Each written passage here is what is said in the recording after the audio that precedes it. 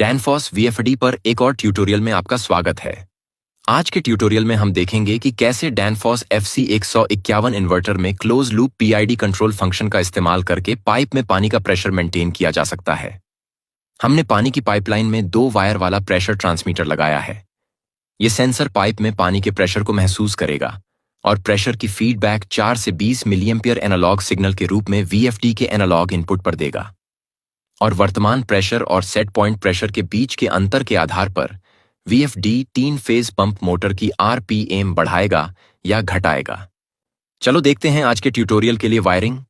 अगर हम panel box खोलें तो यहां दिखेगा कि हमने FC81 इन्वर्टर लगाया है। अगर हम VFD का फ्रंट कवर खोलें तो यहां VFD का कंट्रोल टर्मिनल ब्लॉक दिखेगा। हमने टर्मिनल्स पर 2 लाल वायर कनेक्ट किए हैं। 12 और 18 नंबर के तारों के दूसरे छोर एक सामान्य खुले सेलेक्टर स्विच के टर्मिनल से जुड़े हैं। टर्मिनल 12 24 वोल्ट DC कॉमन है और टर्मिनल 18 VFD का पहला डिजिटल इनपुट है। टर्मिनल 18 को VFD के स्टार्ट कमांड के रूप में सेट किया गया है।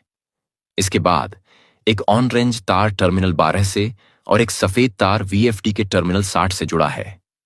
टर्मिनल 60 को एनालॉग इनपुट के रूप में कॉन्फ़िगर किया गया है। ये दोनों तार ऑन रेंज और सफेद 2 तार वाले एनालॉग प्रेशर ट्रांसमीटर से जुड़े हैं, जैसा कि डायग्राम में दिखाया गया है।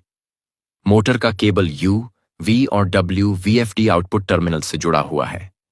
वोल्टेज अब इन टर्मिनल्स के जरिए मोटर में जाएगा। अब वायरिंग पूरी हो गई है। चलो पंप शुरू करते हैं और देखते हैं कि PID फंक्शन कैसे काम करता है। जब हम सेलेक्टर स्विच ऑन करते हैं तो VFD को टर्मिनल 18 पर रन कमांड मिलता है और पंप धीरे धीरे रैंप अप होता है। पाइप के अंदर प्रेशर बढ़ने लगता है।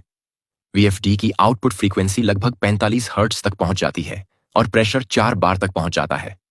लेकिन सेट पॉइंट प्रेशर 3.0 बार है।